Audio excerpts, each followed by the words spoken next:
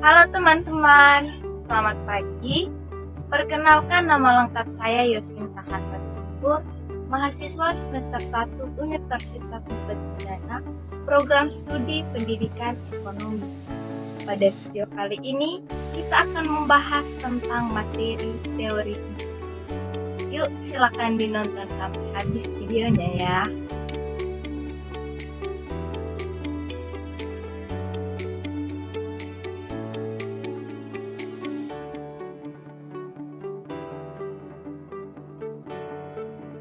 Teman-teman, pada masa sekarang, kita cenderung menghabiskan apa yang kita miliki, baik itu berupa uang maupun sumber daya lainnya, tanpa memikirkan apa yang akan terjadi di masa yang akan datang. Tentunya jika kita menghabiskan semua apa yang kita miliki sekarang, baik itu berupa uang maupun sumber daya lainnya, kita tentunya akan mengalami penderitaan. Nah, untuk menghindari tersebut, maka sangat penting supaya kita belajar berinvestasi. Nah, apa sih pengertian dari investasi? Pengertian investasi itu sendiri merupakan penanaman uang atau modal atau sumber daya lainnya kepada suatu perusahaan dengan tujuan untuk memperoleh keuntungan di masa yang akan datang. Adapun pengertian investasi menurut para ahli. Yang pertama, menurut Webster menyatakan bahwa investasi merupakan penanaman uang atau modal dengan tujuan untuk memperoleh nilai tambah atau memperoleh keuntungan di masa yang akan datang. Kedua, menurut Basalamah dan Haming mengatakan bahwa investasi merupakan pengeluaran pada masa sekarang untuk membeli aktiva real seperti rumah, tanah, dan lain sebagainya dengan harapan untuk memperoleh nilai tambah atau memperoleh keuntungan di masa yang akan datang. Adapun tujuan dari investasi itu sendiri, yang pertama untuk memperoleh keuntungan. Tentunya jika kita melakukan investasi, sangat paling penting supaya dalam berinvestasi itu sendiri kita memperoleh keuntungan. Lalu yang kedua, memperoleh barang-barang konsumsi.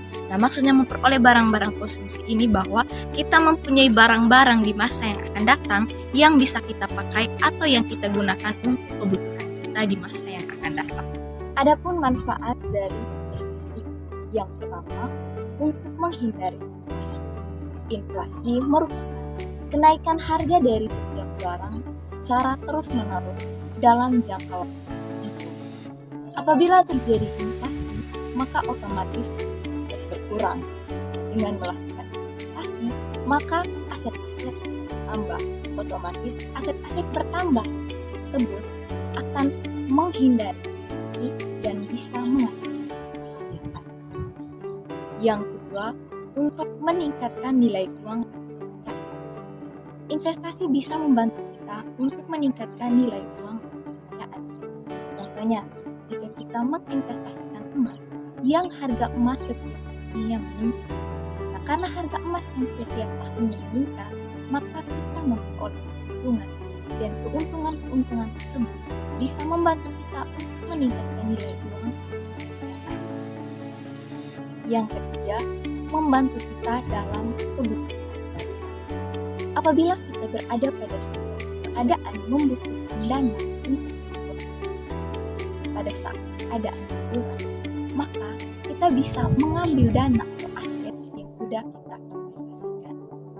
Yang keempat, mempersiapkan kebutuhan di masa depan.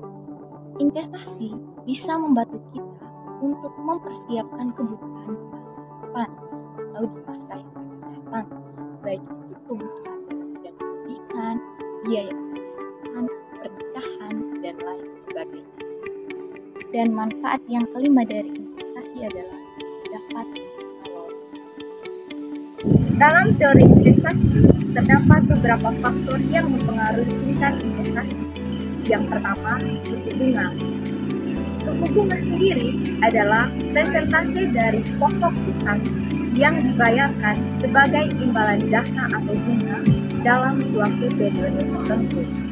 Pendapatan per kapita.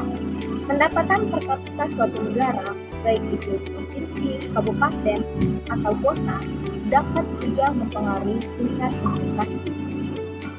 Yang ketiga, sarana dan prasarana.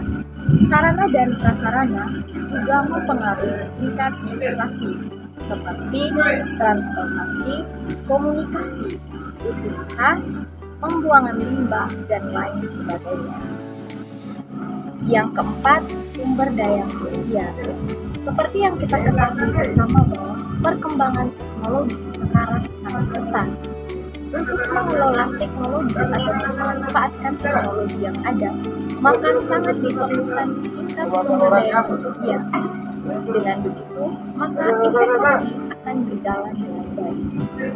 Dalam berinvestasi, terdapat perhitungan nilai waktu dari uang. Ada dua jenis perhitungan nilai waktu dari uang. Yang pertama, present value. Present value merupakan nilai uang pada masa sekarang yang akan diterima di masa yang akan datang. Ada rumusnya, yaitu PP sama dengan FN dikali 1 tambah R dikali dengan N. Dengan keterangan PP sama dengan nilai uang di masa sekarang, FP nilai uang di masa yang akan datang, R jumlah bunga, dan N jumlah waktu yang dibutuhkan.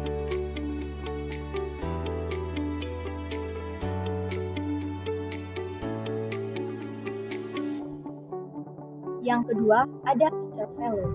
Future value merupakan nilai uang yang akan diterima di masa yang akan datang. Rumusnya FP sama dengan PP kali 1 tambah R dikali dengan N. Dengan keterangan PP sama dengan nilai uang di masa sekarang, FP nilai uang di masa yang akan datang, R jumlah bunga, dan N jumlah waktu yang dibutuhkan.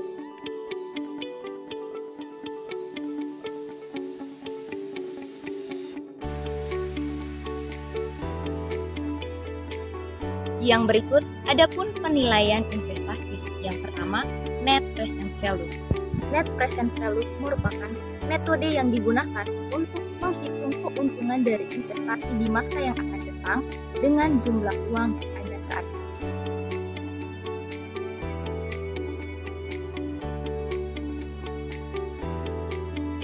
Yang kedua, ada payback period. Payback period merupakan metode yang digunakan untuk menghitung waktu untuk mengembalikan modal awal.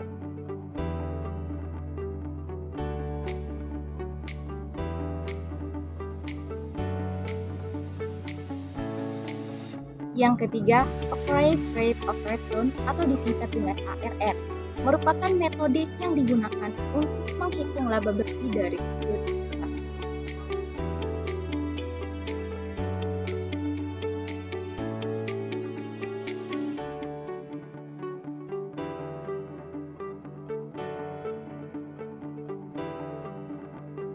Yang keempat, Internal Rate of Return atau disingkat dengan IRR, merupakan metode yang digunakan untuk menghitung IRR.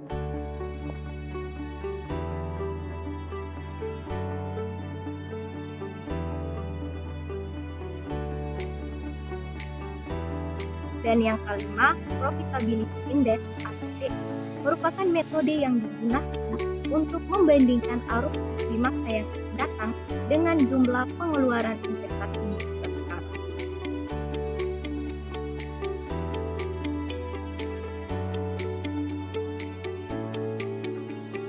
Sekian materi tentang teori investasi dan semoga bermanfaat.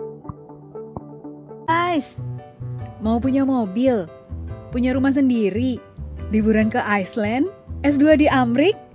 Gampang kok, asal ada duitnya. Ya iyalah, masa belinya nggak pakai duit?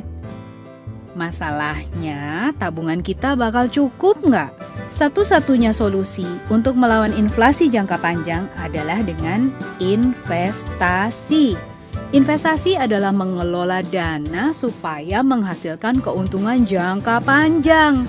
Bentuknya bisa bermacam-macam, seperti mendirikan usaha, membeli properti, menyimpan emas, termasuk yang sederhana namun tetap menguntungkan adalah investasi di saham atau reksadana. Investasi di saham atau reksadana sederhana tetapi powerful. Kita bisa mengubah pendapatan linear kita dari kenaikan gaji dan lainnya menjadi pendapatan eksponensial dengan hanya investasi yang rutin.